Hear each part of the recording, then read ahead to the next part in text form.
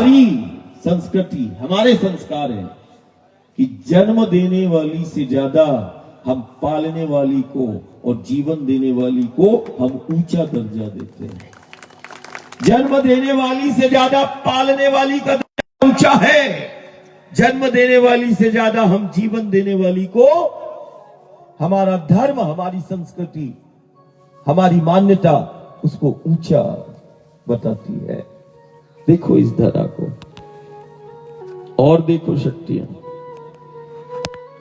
हमें तो वो गौ के रूप में भी शक्ति को प्राप्त है।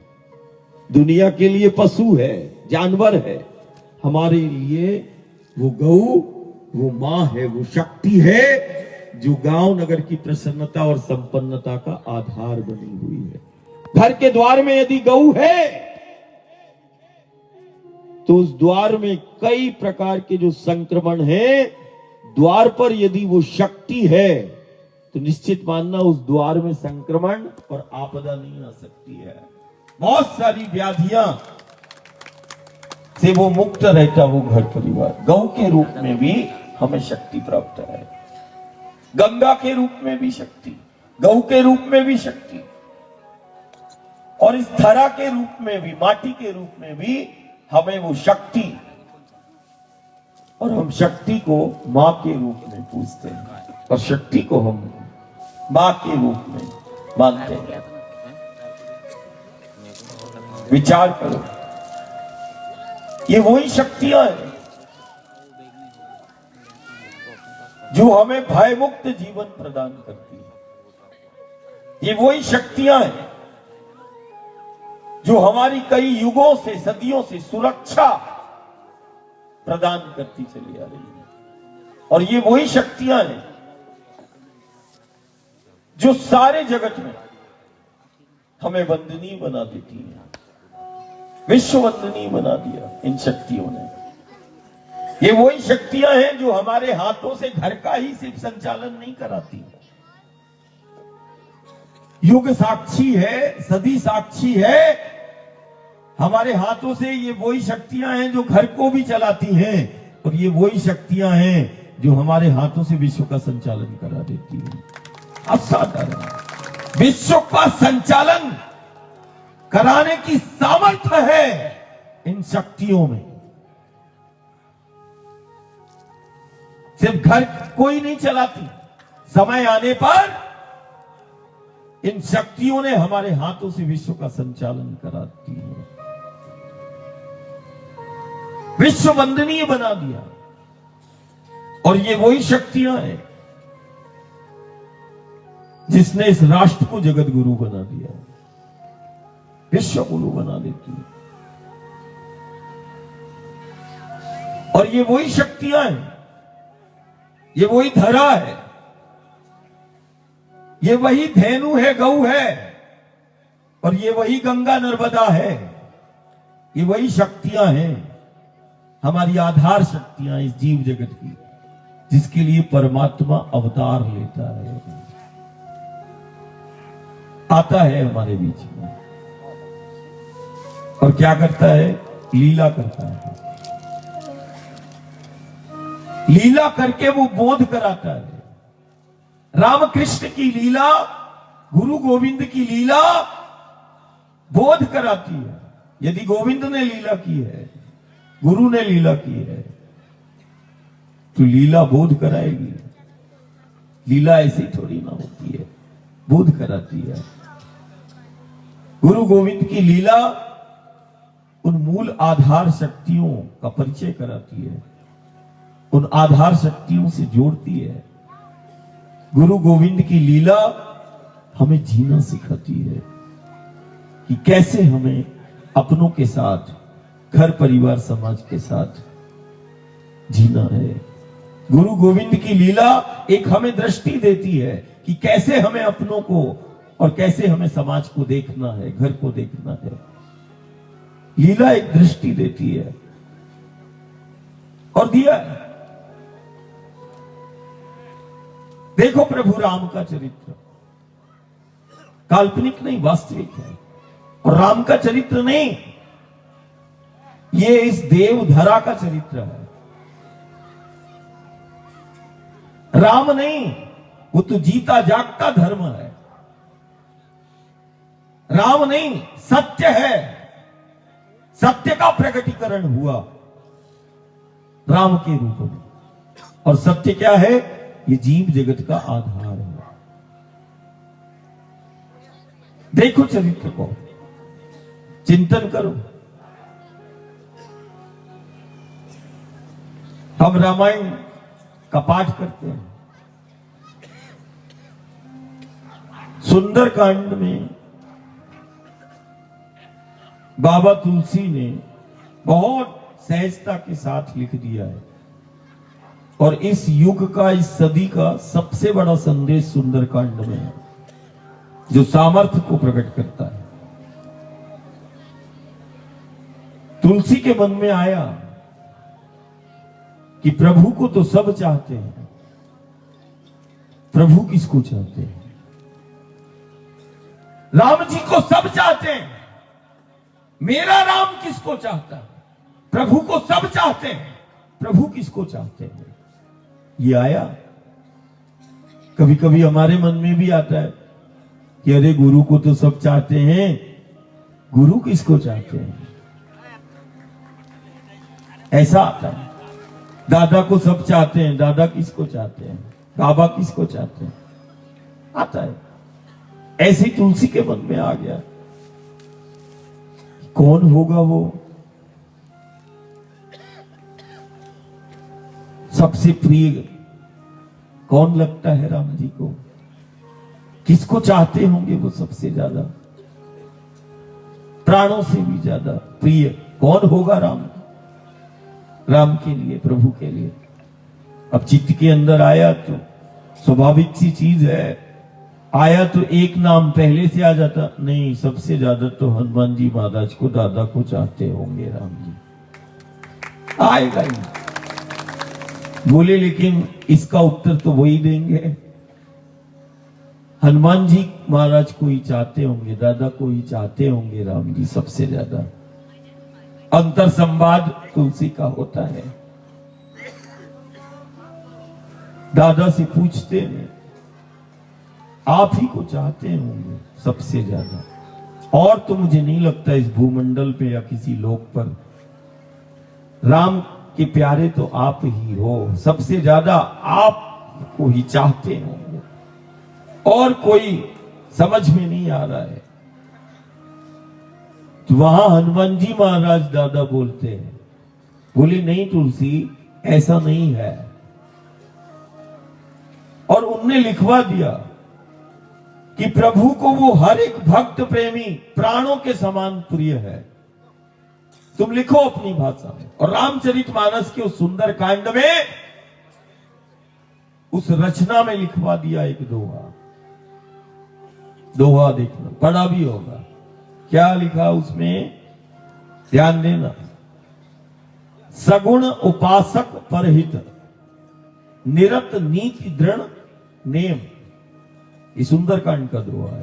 सगुण उपासक परहित, निरत नीति दृढ़ नेम, और ते नर प्राण समान मम। वो नर, वो भक्त, वो प्रेमी प्रभु राम को प्राणों के समान प्रिय है। ते नर प्राण समान मम, जिनके द्विज पद प्रेम। ये लिखा गया, ये लिखा है। इसका अर्थ क्या हुआ? सगुण उपासक परहित, निरत नीति दृढ़ नेम। और इसी पर हम चिंतन कर रहे हैं कि हमने शक्तियों को प्रत्यक्ष प्राप्त किया है। हमें तो परमात्मा भी सगुण साकार मिला है, प्रत्यक्ष है शक्तियां। मेरा देवता, मेरा परमात्मा। और रामचरितमानस का सुंदरकांड का वो दोहा, सगुण उपासक, मतलब ईश्वर की शक्ति की सगुण उपासना करने वाला, और रीत नीत और प्रीत की बात करने वाला। ते नर प्राण समानम, वो भक्त, वो प्रेमी प्रभु श्री राम को प्राणों के समान प्रिय है। अब ये सगुण उपासना क्या है? सगुण शक्ति देखो, नर्मदा सगुण है। गौ का कोई पूजन कर रहा है, शक्ति की सगुण उपासना है, सगुण उपासना जो सनातन धर्म संस्कृति का मूल है। सनातन के मूल में प्रत्यक्ष हमने शक्तियों को प्राप्त किया है। देखो ये धरा माटी, जो माटी को पूजता है सगुण है। जो गौ की उपासना कर रहा है, पूजा कर रहा है, गंगा का, नर्मदा का, ये सब सगुण है। और देखो, हमने तो मां को देखा, घर के आंगन में एक तुलसी का पौधा होता है, लगा है। अब दुनिया के लिए पौधा है, हमारे लिए तो वो शक्ति स्वरूप है। हमने मां को देखा, और सबने देखा होगा बचपन से कि मां स्नान करती है और घर के आंगन में वो तुलसी के पौधे से प्रार्थना करती है, जल चढ़ाते हुए, घर परिवार की प्रसन्नता संपन्नता के लिए। और वही आंगन में लगा एक तुलसी का पौधा उस परिवार की प्रसन्नता संपन्नता का आधार बन जाता है। घर के आंगन में लगा वो एक तुलसी का पौधा कई प्रकार के व्याधियों से उस परिवार को बचा लेता है। ये है सनातन, ये है उसकी सामर्थ्य। दुनिया के अंदर पेड़ पहाड़ों को पूजते हुए, पौधों को, वनस्पतियों को पूजते हुए यदि कोई कहीं मिलेगा तो वो इस देवधरा भारत के गांव-गांव में मिलेगा। कभी तुलसी के पौधे से प्रार्थना पूजन, कभी आंवला, बड़, पीपल, नीम, आम, वृक्ष को ही प्रत्यक्ष, वृक्ष कहें, झाड़ कहें, पौधा कहें। और इतना ही नहीं, हम तो पहाड़ों को भी पूजते हैं। और हमने ही नहीं, हम तो उसी प्रभु श्री राम का स्मरण करते हैं और चरित्र का गुणगान करते हैं। जो कामदगिरी से प्रार्थना करते हैं वो है मेरे राम। कामदगिरी से प्रार्थना, एक पर्वत से प्रार्थना कर रहे हैं और आसुरी तामसी प्रवृत्तियों का नाश करते हैं। क्या सूझी प्रभु को, कामदगिरी से प्रार्थना कर रहे हैं। वही द्वापर में आए तो गोवर्धन को अपना स्वरूप बताते हैं और खुद को गिरिराज बता दिया। गिरी मतलब क्या, पर्वत।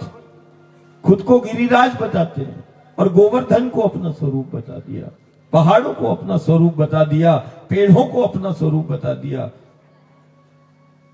वही तो है राम, वही तो है कृष्ण। हम तो आज भी गोवर्धन को पूजते हैं, कामदगिरी को, गिरनार को।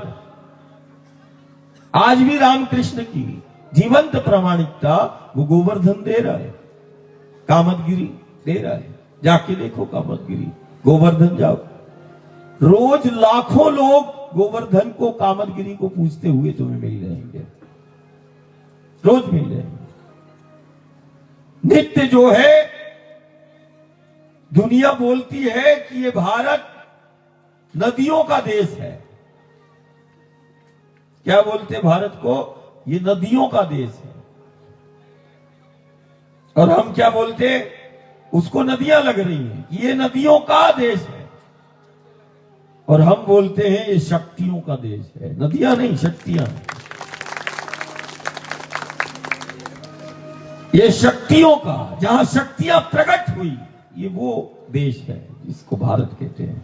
नदियां प्रकट नहीं हुई, शक्तियां प्रकट हुई। तो ये सब सगुण है। हम तो कहते भी हैं, एक तरफ कामदगिरी से प्रार्थना करते हैं, वही तो है मेरे राम। महलों में रह के नहीं, वन में रहकर खुद को वनवासी बताते हैं। अभी परिक्रमावासी मांडू में थे, मांडू में पढ़ा।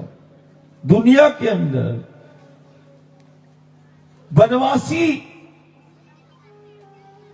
राम जी की मूर्ति का विग्रह, वनवासी राम के रूप में, चतुर्भुज स्वरूप पूरे भूमंडल में इसी नर्मदा के तीर्थ क्षेत्र मांडू में वो गुरु कृपा संत की कृपा हुई है और वो मूर्ति का विग्रह प्रकट हुआ वहां पर। आज भी जाके देखना, मांडू में बनवासी के रूप में 4 भुजा वाला दुनिया के अंदर कहीं नहीं मिलेगा। ओरछा में राजा राम के रूप में, तो नर्मदा के तीरे वो बनवासी के रूप में वो वही मेरा राम है। नर्मदा के तीरे बनवासी के रूप में और ओरछा में राजा राम के रूप में। असाधारण, महलों में रहकर नहीं बताया, वन में रहकर जीना सिखाया। वन में रहकर, हम बोलते हैं वन में रहकर बने हैं राम और मर्यादा पुरुषोत्तम कहलाए हैं राम। महलों में बैठकर उन्होंने शक्तियों को प्राप्त नहीं किया, वनों में विचरण करके वो साधारण सा नर का जीवन जीकर असाधारण कार्यों को करने वाला वो मेरे राम का चरित्र है। वो है राम का चरित्र। साधारण नर का, कैसे एक नर साधारण जीवन जीते हुए असाधारण कार्य करता है। एक साधारण सा मानव से महामानव बनने का वो चरित्र है राम का। मानव से महामानव बना देता है, वो चरित्र है वो राम का। असाधारण, वन में रहकर बने हैं राम, वन में रहकर खुद को बनवासी बताया, वही है मेरे राम। माता सबरी को मिलते हैं मेरे राम और मिलकर माता सबरी के भीलिनी के जूठे बेरों को खाते हैं, वही तो है मेरे राम। तो बता दिया दुनिया को कि जाति को और कुल को देखकर कभी किसी को नहीं मिला राम। बता दिया उन्होंने कैसे मिले राम और कैसे मिलेंगे राम। बोले प्रेम को देखकर, सेवा को देखकर मिलता है मेरा राम। जाति और कुल को देखकर नहीं, प्रेम और सेवा और भक्ति को देखकर मिला है राम और मिलता है राम। ये बता दिया प्रभु ने, जी कर बता दिया कि नहीं, प्रेम सेवा गुरु के प्रति निष्ठा देखो सबरी की। गुरु आज्ञा पर बैठ गई, द्वार पे ही उसने साकार सगुण उस पर ब्रह्म को प्राप्त कर लिया। जिस वनों में बड़े बड़े तपस्वी बैठे थे उस पर ब्रह्म के साक्षात्कार के लिए, मंत्र मूलम गुरु वाक्यम, गुरु के मुख से जो निकला सबरी ने उसको धारण कर लिया और वो उसी वन में बैठ गई एक पथ पर, गुरु आज्ञा में बैठ गई। गुरु के प्रति निष्ठा देखो, गुरु के प्रति निष्ठा ने द्वार पर परमात्मा को खड़ा कर दिया। ऐसी निष्ठा, ऐसा समर्पण यदि हमारे जीवन में आ जाए तो हमारे घर द्वार में ही जो है वो परमात्मा ईश्वर प्रकट हो जाए। हमारी सनातनी परंपराएं, मान्यताएं, अतिथि देवो भव, द्वार पर आए अतिथि का सत्कार यथाशक्ति से यदि तुमने कर लिया तो महाराष्ट्र में आज भी घृष्टेश्वर महादेव 12 ज्योतिर्लिंग में से एक परिवार ने व्रत को धारण किया कि जो मेरे द्वार पर आएगा उस अतिथि का सत्कार करेंगे, यथाशक्ति सेवा करेंगे। बताओ, द्वार पर आए अतिथि के सत्कार से महादेव प्रसन्न हो गए। द्वार पर आए अतिथि का, साधु का, संत का यदि तुमने मान कर दिया तो द्वार पर आए अतिथि के सत्कार से देव नहीं महादेव प्रसन्न हो जाते हैं। और प्रसन्न नहीं, उसने तो अपने घर द्वार में महादेव को प्रकट कर लिया सिर्फ अतिथि के सत्कार से। द्वार पर आए ये तो वो असाधारण गांव है, चलते फिरते तीर्थ। देखो, बिन बुलाए ही साधु आ जाते, संत आ जाते, ध्यानी आ जाते, ज्ञानी आ जाते। नर्मदा के तट के गांव नहीं, असाधारण तीर्थ है, जहां देवता आश्रय लेते हैं, साधु हो, संत हो, आश्रय लेते हैं, भक्त हो, प्रेमी हो, आश्रय लेते हैं, बिन बुलाए ही हमारे द्वार पर चले आते हैं। देखो, परिक्रमावासी नहीं, चलते फिरते तीर्थ हमारे द्वार पर चले आते हैं। और यदि हम द्वार पर खड़े होके मान भी कर लें तो निश्चित मान के चलना, वो देव प्रसन्न हो जाएंगे, वो महादेव प्रसन्न हो जाएंगे। असाधारण।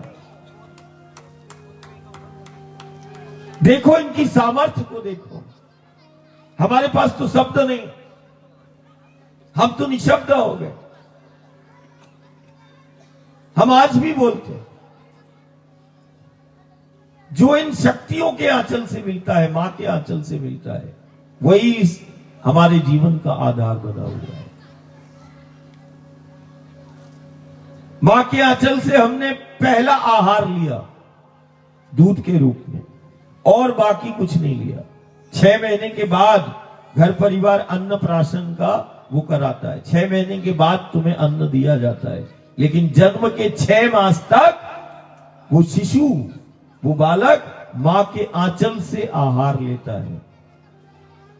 आज दुनिया क्या कहती है कि जो मां के आंचल से आहार लिया गया है वही जीवन का आधार बना हुआ है।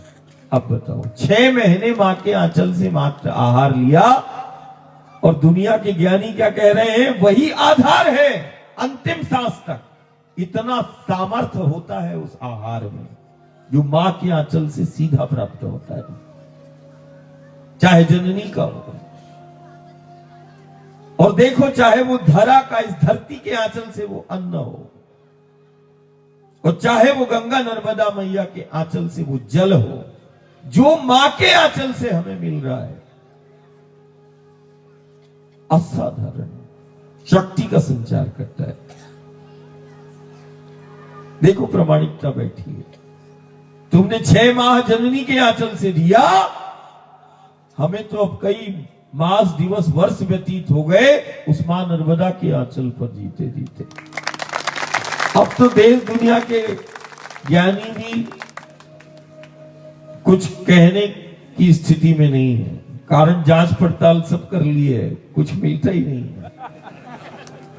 और अब देखो, अब तो और भी ज्यादा वो हो गया, मां के आंचल से वो, उसको लग रहा है कि नदी का पानी है दुनिया को। हमें तो जल के रूप में, गंगा नर्मदा का जो जल है, ये जो जल है, जल नहीं शक्ति है, इसीलिए हमारी परंपरा है। हम तो जल को भी शक्ति के रूप में पूजते हैं, और हमारी परंपरा है कि हम तो ज्वाला में भी शक्ति को देखते और जल में भी शक्ति को देखते हैं, और हम पूजते हैं। जल के रूप में भी शक्ति और ज्वाला के रूप में भी शक्ति को पूजने वाले हम ही हैं। असाधारण। अब तो और ही ज्ञान विज्ञान शून्य हो गया। क्यों? कारण अब मां जल पर नहीं, अब वो और दुनिया को बता रही है। क्या बता रही है? कि दुनिया के लिए ये विंध्याचल, सतपुड़ा, अरावली की पर्वतमालाएं, हिमालय, ये पहाड़ लग रहे हैं दुनिया को, ये जीते जागते शक्ति के स्वरूप हैं, इसीलिए देव स्वरूप हैं, ये शिव स्वरूप हैं, शक्ति के ये केंद्र है।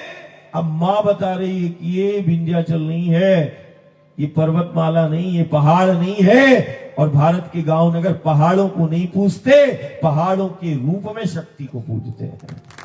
ये प्रामाणिकता दुनिया के अंदर धीरे धीरे अब स्थापित हो रही है। ये है सनातन, ये है धर्म। दुनिया देख रही है। ये देखो, भारत के गांव नगर में कभी पेड़ों को पूजते हैं, कभी पहाड़ों को रोज पूजते हैं, कभी नदियों के तट पे जाके नदी से बोलते हैं और नदी इनकी पूर्ति कर देती है, उसके लिए नदी है। अरे नदी से नहीं बोलते वो नदी नहीं, हम तो अपनी भगवती से, हम तो अपनी शक्ति से बोलते हैं, जो हमारा आधार है। लेकिन दुनिया को लग रहा है, ये देखो करोड़ों रोज गंगा के पथ, यमुना के पथ, नर्मदा के पथ, करोड़ों भारत के गांव नगर की कहते आत्मा बसती है जिस पथों पर, वो गंगा का पथ है, वो नर्मदा का पथ है। करोड़ों लोग, दुनिया देख रही क्या हो गया, ये क्या करते हैं। एक नदी के तट और पथ पर ये कभी प्रार्थना करते हैं, कभी उस नदी से मांगते हैं, विघ्न बाधा और संकट आए तो उस नदी से बोलते हैं और वो नदी उनकी विघ्न बाधा और संकटों का समाधान कर देती है। और कभी ये अपनी कामना और इच्छा पूर्ति मांगते हैं तो वो नदी जो है इनकी मन्नतें पूरी कर देती है, कामना इच्छा। सारी दुनिया देख रही क्या है ये भारत के गांव नगर में। और देखो ये उस समय पर लीला वो आद्य शक्ति भगवती कर रही है जब सारी दुनिया भयभीत है अपने जीवन को बचाने में, सारी दुनिया भयभीत है और भारत के गांव नगर भयमुक्त जीवन जी रहे हैं। तो दुनिया विचार कर रही है कि भारत के पास ऐसी कौन सी शक्तियां हैं गांव नगर में जो इतने भीषण संक्रमण और आपदा के दौर में ये भयमुक्त जीवन जी रहे हैं। भारत के गांव नगर में वो कौन सी शक्तियां हैं जो इन्हें सुरक्षा प्रदान कर रही है। आज सारी दुनिया शोध कर रही है क्या है इसके पास, क्या है भारत के गांव नगर में। है गंगा है, नर्मदा है, गोदावरी है, कावेरी है हमारे पास शक्तियां जो हमें सुरक्षा प्रदान करती है हमारे पास शक्तियां। विंध्याचल है, सतपुड़ा है, हिमालय की पर्वतमालाएं हैं, अरावली की पर्वतमालाएं हैं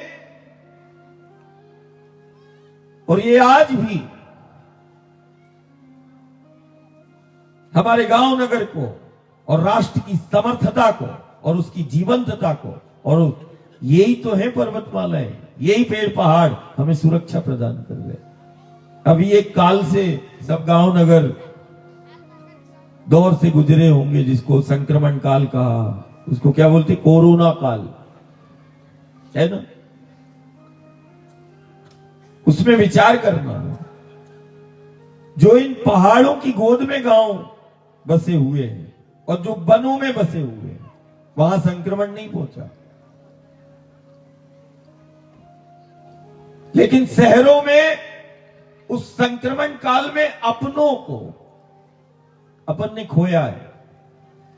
लेकिन जो अपनी माटी से और इन पेड़ पहाड़ों की निकटता में रहा उसको संक्रमण छू भी नहीं पाया।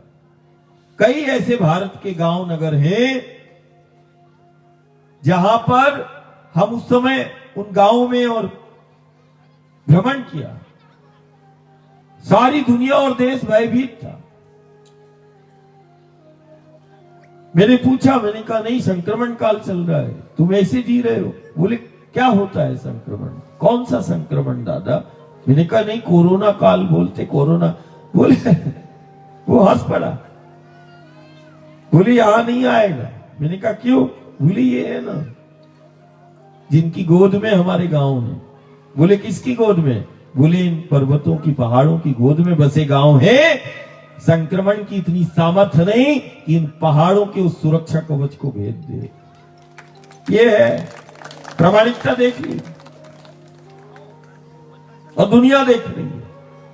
तो सारी दुनिया हमारी ओर देख रही है कि यार ये भारत ही है, इसके पास कुछ ना कुछ जीने का ऐसा तरीका है कि ये भीषण संक्रमण और आपदा के दौर में ये अपने जीवन को सुरक्षित कर लेता है।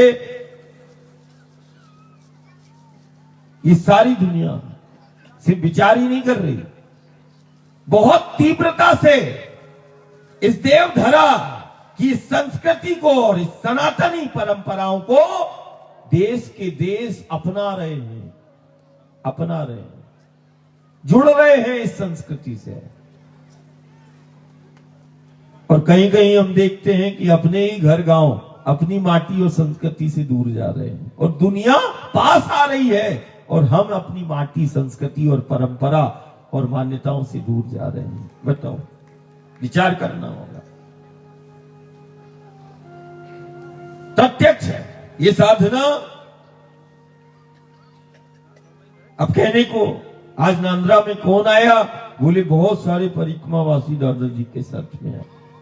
परिक्रमा, परिक्रमा देखो मान्यताएं,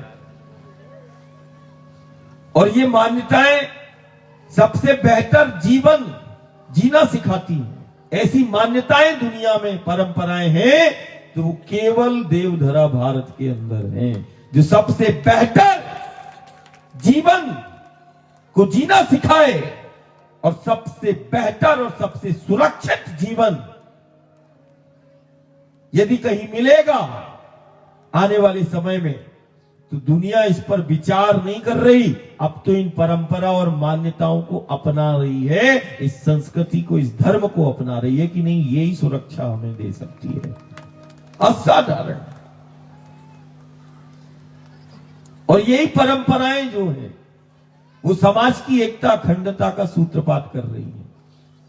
आज कोई तटवासी जो मां नर्मदा के पथ पे चल रहा है उससे नहीं पूछ रहा तुम्हारी जात क्या है, तुम कौन से पंथ संप्रदाय से हो। केवल एक ही चर्चा गांव में होती है, आज हमारे गांव परिक्रमावासी आया है। बस कोई भी घर परिवार किसी परिक्रमा मां के पथ पर जो चल रहा है उससे वो जात नहीं पूछता, वो तो देख लेता है कि ये मां के पथ पे चल रहा है और उसको मान दे देता है और अपने घर द्वार खोल देता है। जात नहीं पूछता कि तुम कौन सी जात के हो, घर में बैठोगे, नहीं। परिक्रमावासी,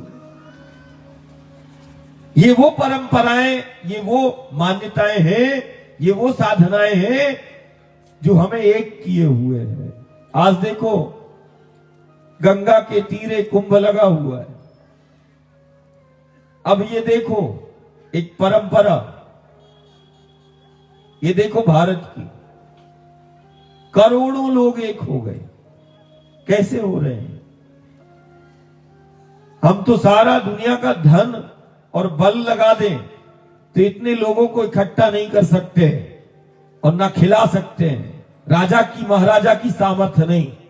लेकिन देखो रोज करोड़ों लोग खा रहे हैं और रोज गंगा के किनारे राम जी को भज रहे हैं, ध्यान कर रहे, साधना कर रहे।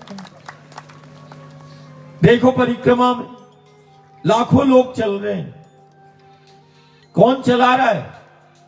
यही परंपरा है, यही मान्यता है, समाज को चला रही है, समाज को एक किए हुए। अब इन परंपरा और मान्यताएं यदि विलुप्त हो गई तो हम समाज को एक नहीं कर पाएंगे। धन और बल से समाज इकट्ठा नहीं हो सकता, लेकिन हमारी परंपरा, हमारी मान्यताओं में वो बल है कि हम सिर्फ घर और समाज को नहीं, हम तो दुनिया को इकट्ठा करने की सामर्थ्य यदि किसी परंपरा, मान्यता में है तो वो हमारी है। दुनिया आ जाती है और दुनिया आ रही है इन्हीं गंगा नर्मदा के पथ पर, बिन बुलाए ही आ रही है। हमें तो तैयार होना है, हमें जानना है, हमें अपने उन मान्यता, सनातनी परंपरा, मान्यता, धर्म, संस्कृति, जो भी तुम समझो, जुड़ना है। हमें सिर्फ राम के चरित्र, कृष्ण के चरित्र, उसके तो श्रवण मात्र से लाभ हो जाता है। कल्पना करो, राम के नाम लेने से लाभ होता है, राम के चरित्र का श्रवण करने से लाभ होता है। थोड़ा बहुत अंश यदि धारण कर लिया तो फिर क्या क्या होता है शब्द ही नहीं है, हम व्याख्या ही नहीं कर सकते कि यदि धारण कर लिया। और ये वही गंगा नर्मदा के पथ है। और नर्मदा का ये तो वो शक्ति है जिसके मात्र दर्शन से कल्याण कर देती है। दुनिया के अंदर, ब्रह्मांड के अंदर एक ऐसी शक्ति नदी के रूप में प्रकट हुई जिसका मात्र दर्शन, सिर्फ दर्शन, जैसे नाम स्मरण, नाम स्मरण की महिमा है, ऐसे ही एक ऐसी शक्ति जिसके दर्शन की महिमा है, जिसका दर्शन जीव को भय मुक्त कर देता है, जिसका दर्शन कल्याणकारी है, जिसका दर्शन यदि कोई बारंबार यदि इस भगवती का, नर्मदा का दर्शन करता है तो उसके जीवन में परिवर्तन, उसके जीवन में बदलाव आ जाता है। दर्शन से, दर्शन की महिमा है। और जितनी दर्शन की महिमा है, गांव ध्यान दे, उतने ही उसके पथ पे चलने की महिमा है। देखो लाखों साधु हो, संत हो, भक्त हो, ज्ञानी हो, प्रेमी हो, गुरु हो, गोविंद हो, शंकर हो, सब इसी नर्मदा मैया के पथ पर चलते हुए मिलेंगे। चलना साधना है। दुनिया के अंदर एक नर्मदा का पथ है जहां चलना साधना कहलाती है। देखो चल रहे हैं, लाखों चल रहे हैं, चलना साधना है। हम तो गांव को बोलते हैं, दुनिया चल रही है, हमें भी चलना होगा। जहां चलने से चरित्र का निर्माण हो रहा है, जहां चलने से व्यक्तित्व का निर्माण होता है, जहां चलने से विघ्न बाधा और संकटों का अंत होता है, और जहां चलने से देव पितर पूर्वज संतुष्ट हो जाते हैं, और जहां चलने से भगवान परमात्मा ईश्वर मिल जाते हैं, दुनिया के अंदर केवल नर्मदा का पथ है। बोले कहां मिलेंगे भगवान, कहां परमात्मा ईश्वर मिल जाएंगे? बोले चलो नर्मदा के पथ, जहां चलने से परमात्मा मिलता हो, जहां चलने से देव पितर पूर्वज संतुष्ट होते हो, जहां चलने से देवत्व प्रकट होता है, जहां चलने से चरित्र का निर्माण होता है, जहां चलने से व्यक्तित्व का निर्माण होता है। दुनिया के अंदर हमें वो नर्मदा का पथ मिला है। चलने से बात बन जाती है, जहां चलने से जीवन संवर जाता है, जहां चलने से जीवन को दिशा मिल जाती है, और जहां चलने से दशा में सुधार हो जाता है। कुछ नहीं करना, ये तो दिव्य अनुष्ठान है जिसको नर्मदा के पथ पे चलना कह रहा है, परिक्रमा कह रहे हैं, चलना कह रहे हैं। परिक्रमा नहीं, साधना है। एक ऐसी साधना कि साधना तो किसी भी देवी देवता की तुम करोगे, कल्याणकारी होती है, लेकिन ये साधना जिसको नर्मदा परिक्रमा कहते हैं, जिसको चलना कह रहे हैं, साधना है। ये वो साधना है कि घर परिवार का, कुल का एक व्यक्ति करता है, ठीक है, एक व्यक्ति करता है। और ये वो साधना है जो सिर्फ उस व्यक्ति को ही लाभ नहीं देती, उस व्यक्ति का ही कल्याण नहीं करती। ये वो साधना है जो घर परिवार का एक व्यक्ति करता है और सारे कुल का उद्धार कर देता है, सारे कुल को तार देता है। ये सारे कुल को तारने वाली साधना है जिसको परिक्रमा कह रहे हैं, कुल का उद्धार कर देती है। ये वो साधना है जो जाति पाति पंथ संप्रदाय का भेद मिटा देती है। ये वो साधना है जो सिर्फ परमात्मा से नहीं मिलाती, ये वो साधना है जो घर परिवार समाज से मिला देती है। देखो परिक्रमावासी कितने रोज मिलते हैं, मिला देती है, समाज को एक कर देती है। ऐसी कोई साधना बताओ जो समाज को एक कर दे, ऐसी कोई साधना बताओ जो व्यक्तित्व का निर्माण कर दे। ऐसी वो साधना, सहज साधना। बोले क्या? बोले नर्मदा मैया का पथ पे चलना है। चलो नर्मदा के पथ, 4 कदम भी चलो, बैठो तुम नर्मदा के पथ। कारण नर्मदा के पथ और तटों पे वो तीर्थ हैं जिन तीर्थों पे बैठने मात्र से और उन तीर्थों के स्मरण मात्र से जीव जागृत अवस्था में आ जाता है। जाने अनजाने में ही तुम नर्मदा के तट पर बैठो, अमावस्या को, पूर्णिमा को, एकादशी को, महीने में 4 बार जाओ, निश्चित मान के चलना 4 धाम का फल लेकर आओ। 4 धाम का फल लेकर आना। तू बस महीने में 4 बार नर्मदा के तट पर तू बैठना। कारण वहां जो तीर्थ हैं असाधारण, वो तीर्थ हैं जिन तीर्थ पे जाने मात्र से जीवन को दिशा मिल जाती है। उन तीर्थ पे जाने मात्र से जागृत अवस्था आ जाती है।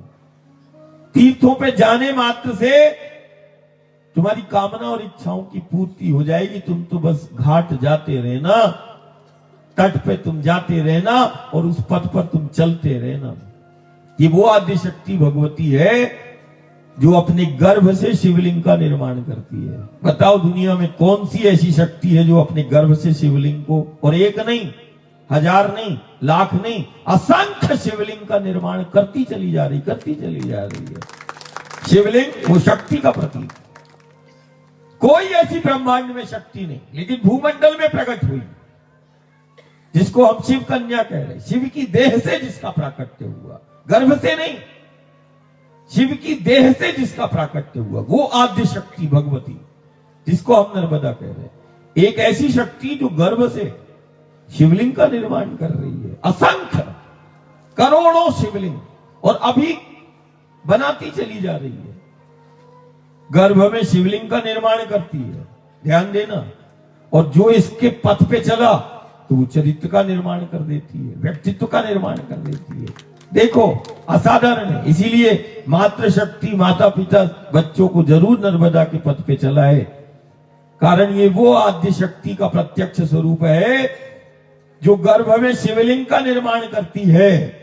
और कोई यदि नर्मदा के पथ पे चल गया तो उसके व्यक्तित्व का निर्माण, उसके चरित्र का निर्माण ये कर देती है। कहां मिलेगी ऐसी मां? ऐसे व्यक्तित्व का निर्माण करती है कि सिर्फ घर परिवार के लिए नहीं, वो समूची सकल मानव जाति के कल्याण के लिए वो योगदान और उसकी भूमिका को सुनिश्चित कर देती है। ऐसा चरित्र गढ़ती है मां, ऐसे चरित्र का निर्माण करती है ये मां चलने से। इसीलिए गांव और घर को इस पथ पर चलते रहना है। हम तो परिक्रमा वासी को बोलते हैं कि देखो जीवन में अवसर आया, कई जन्मों के पुण्य का उदय हुआ है इस जन्म में, और देव पितर पूर्वजों की कृपा बरसी है, तब इस जीवन में तुम्हें नर्मदा के पथ पे चलने का अवसर प्राप्त हुआ है। राजा हो, महाराजा हो, कोई हो, नर्मदा के पथ पे चलने का अवसर यदि किसी को मिला है तो वो कई जन्मों के पुण्य का उदय हुआ है, तब वो नर्मदा के पथ का पथिक बना है। चलने का अवसर नहीं मिलता, बहुत असाधारण है नर्मदा के पथ पे चलना। बड़े बड़े तपस्वी और ज्ञानियों को, और बड़े बड़े बलशालियों को, ज्ञानियों को सब कुछ है, नहीं चल पाए। जब वो मां ही बुला ले, न जाने किस जन्म का रिश्ता है जो इस जन्म में तुम्हें नर्मदा के पथ पर चलने का अवसर मिल गया। इस अवसर को व्यर्थ नहीं करना। मैं रोज कहता हूं, धन्य है वो जो नर्मदा के पथ पे चलने का जीवन में अवसर मिला, और धन्य है वो जो तट पे जिसका जन्म हो गया। बड़भागी है। बड़े बड़े ज्ञानी तपस्वी तो कामना करते हैं कि कुछ क्षण, कुछ पल, कुछ पहर मिल जाए। अरे गांव को तो जीवन मिला है, तुम्हें तो नर्मदा का तट मिला है, तीर्थ मिला है, तुम कितने बड़भागी हो। असाधारण असाधारण शक्तियां, इनकी निकटता में ही हमारा गांव नगर है, इनकी निकटता में ही प्रसन्नता संपन्नता है।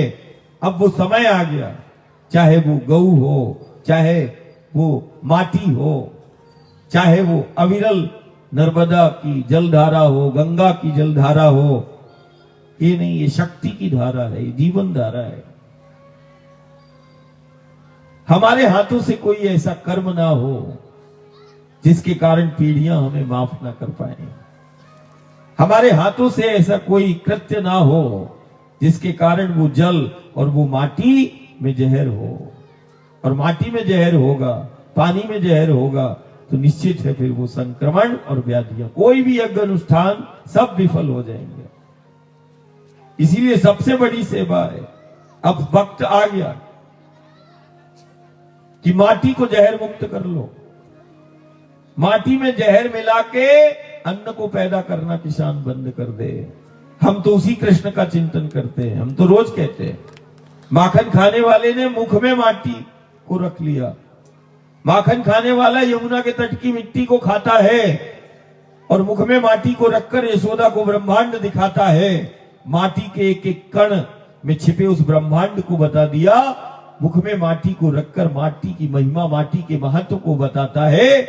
माटी हमारा अस्तित्व है, ये सारे जगत को बताता है। और बार बार जब आता है, इसी माटी का वो मान करता है, वही तो मेरा गुरु गोविंद कहलाता है, जो माटी का मान करता है, माटी से जुड़ के जीता है।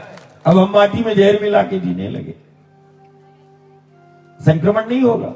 कोई ऐसा गांव नगर नहीं दिखाई देता गंगा नर्मदा यमुना के पथों पर cancer, heart fail, kidney fail, शरीर काम नहीं कर रहा, दिमाग काम नहीं कर रहा, ये लक्षण है गांव के बन गए। ये वो तीर्थ क्षेत्र है जहां पूर्वजों ने अमृत पान किया। कई नर्मदा के तट पर गांव नहीं, वो तो तीर्थ है। पीढ़ियों को मदिरा पान करते हुए, नशा पान करते हुए देखते हैं। अब मदिरा पीने से भी मस्ती आती है, और यही अमृत पान जल के रूप में पूर्वजों ने पिया, उसमें भी मस्ती आती है। अब हमें देखना है अमृत पान करना है कि मदिरा पान करके झूमना है, या अमृत पान करके वो मस्ती, वो हस्ती बना देगी, और यदि मदिरा पान चला तो वो तो मिटा देगी। तो इनको नशा मुक्त भी करना है। कारण यही समस्या, बहुत सारी समस्याओं का कारण बना हुआ है। माटी को जहर मुक्त करो। घर और गांव में गऊओं का होना आवश्यक है, तो संक्रमण उस गांव में नहीं आएगा, घर में नहीं आएगा, तुम लिख के रख लेना। पहले गौधन, गऊ को धन के रूप में, और यदि जिस गांव में जितना अधिक गौधन होगा, निश्चित मान के चलना आने वाले समय में दुनिया जब संक्रमण आपदाओं का शिकार होगी, वो गांव भय मुक्त जीवन जिएगा। कारण पर्याप्त गौधन उसके गांव में है। जब दुनिया अपने जीवन को बचाने की बात करेगी, और हमने धीरे धीरे यदि माटी को जहर मुक्त कर लिया, और यदि हमने उस अन्न को पैदा करना चालू कर दिया, तो निश्चित मान के चलना वो आने वाले समय में वो गांव घर सबसे बड़े अमीर कहलाएंगे।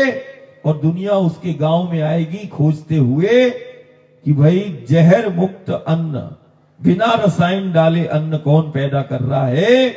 आज गांव और घर समाज उसको हल्का समझता है, लेकिन आने वाले समय में, अभी समय है, आने वाले समय में वो बिना रसायन डाले हुए जो अन्न को पैदा करेगा, गौ आधारित खेती करेगा, प्राकृतिक पद्धतियों से खेती करेगा, और रसायनों से मुक्त अपने खेतों को कर देगा। निश्चित मान के चलना वो सबसे बड़ा अमीर कहलाएगा। उसका अन्न सोने जैसा बिकेगा। कारण वो जहर मिला हुआ तो तुम ऐसे भी दोगे तो वो अब दूसरे देश मना करने लगे, नहीं नहीं हमें नहीं चाहिए ये। बोले क्यों? बोले रसायन डाल के, जहर डाल के तुम हमें मारना चाहते हो। अब तो गोली मारने की जरूरत नहीं, तुम तो खा के मर रहे हैं। खिलाते जाओ, मरते जाएंगे। अच्छा केस भी नहीं होगा कि उसको मारा तो कोई धारा आरा लगेगी, कुछ धारा आरा नहीं। बढ़िया प्रेम से घर बुलाओ और बढ़िया उसको खिलाओ, खाते खाते मर जाएगा। कैसे मरेगा? कोई ना कोई रोग का शिकार हो जाएगा। बोले क्या करे, कैंसर हो गया था, हार्ट फेल हो गया, अब कौन सी धारा लगेगी? शत्रु को मारने की जरूरत नहीं, तुम तो खिला के मार दो। खा के मर रहे हैं, ये स्थितियां हैं। मारने की जरूरत नहीं, अपने आप ही मर जाएंगे। अच्छा विवाद भी नहीं होगा। बोले कैसे मर गया? बोले खा के मर गया। बोले क्या? बोले रोज इसको खिलाते थे। बोले क्या खिलाते? बोले दाल रोटी चावल भोजन कराते थे। ये स्थितियां हैं, थोड़ा कड़वा है लेकिन सच है। सबसे बड़ी राम की, कृष्ण की सेवा हो जाएगी। अब तो हमारी विसंगति देखो, माटी में जहर मिलाना तो हमने कई दशकों से चालू कर ही दिया था, और देखो खेतों में आग लगाना चालू कर दिया। और देखो, मेड़ों में हरे भरे पेड़ लगा करते थे, मेड़ों को पेड़ों से विहीन कर दिया। बोले क्यों? एक किसान से पूछा हमने, बोले मेड़ में, तेरी मेड़ में 5 पेड़ लगे थे, दिखे नहीं, काट दिए क्यों? बोले वो छाया हो, वो कितना पैदा कर लिया। 4 पैसों के लिए जो पेड़ लगे हुए थे आसपास, जो उस मिट्टी को पकड़े हुए थे अमूल्य, जो धन से तू माटी को नहीं खरीद सकता, वो माटी को पकड़े हुए वो पेड़ थे, तूने वो काट दिए। अब तो तेरी मिट्टी भी खत्म होती जा रही है और तू समझ में नहीं आ रहा है कि माटी क्यों खत्म होती जा रही है। पहले 40-50 साल पहले परत देखना और आज तुम देख लेना, मिट्टी खत्म हो रही है। यही स्थिति है। क्यों? कारण हमने आसपास के खेत खलियान और गांव नगर के पूरे जंगल, पूरे पेड़ साफ कर दिए। अब जब जो पकड़े हुए हैं उसी को हमने काट दिया, तो अब माटी को कौन पकड़ेगा? कौन सी मशीन लाएंगे दुनिया में जो माटी को पकड़ ले? कोई नहीं मिलेगा, पेड़ ही है और उन्हीं को पूजते हैं। तो सबसे बड़ी सेवा हो जाएगी। एक ने बोला हरि से मिलने के लिए दादा क्या करना? मैंने कहा हरि की धरा है, हरि कर लो, हरि से मिल लो। हर एक सदी में सूत्र होते हैं, हरि की धरा है, हरि कर लो, हरि से मिल लो। और कौन सा? हरि की धरा को हरि बनाए रखना और जैसा जीवन जीना चाहते हो वैसे जी लेना, नहीं तो फिर तो संक्रमण आपदा है, सब यज्ञ अनुष्ठान विफल हो जाएंगे।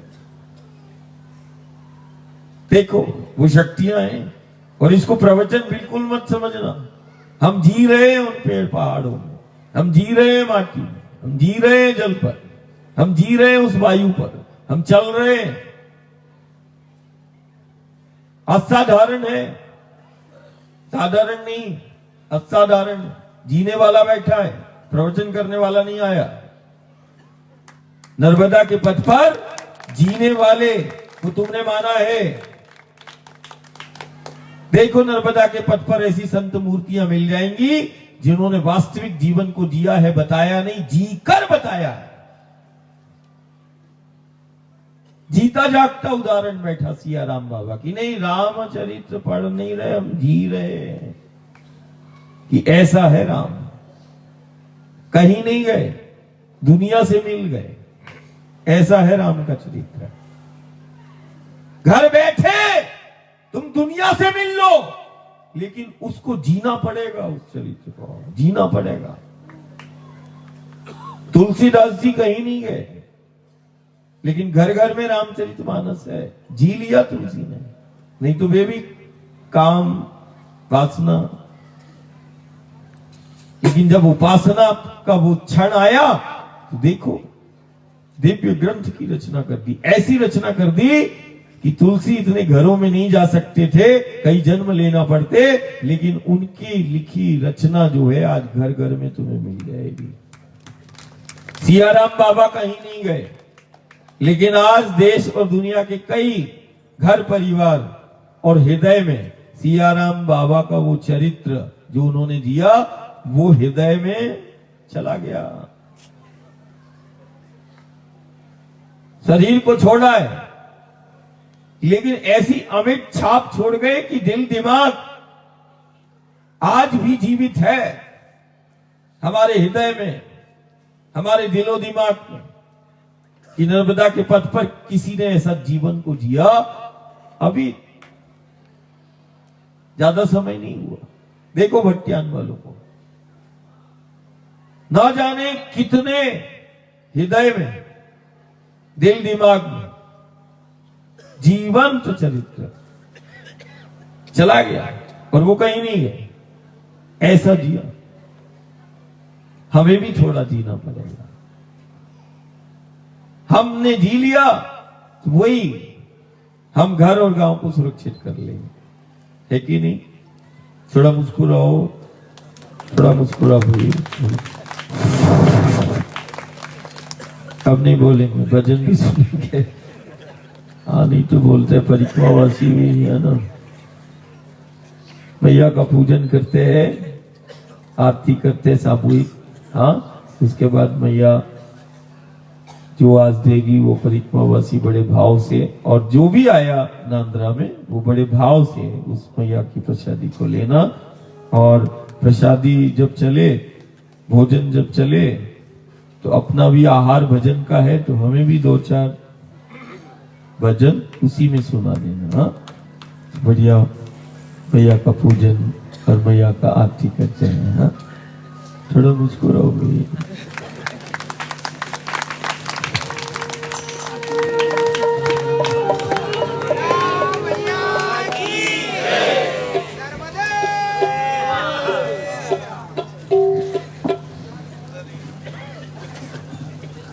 नर्मदे हर। आइए भाव से माई का पूजन करेंगे। सभी लोग अपने ऊपर जल का मार्जन करें, आचमन करें, तिलक धारण करें।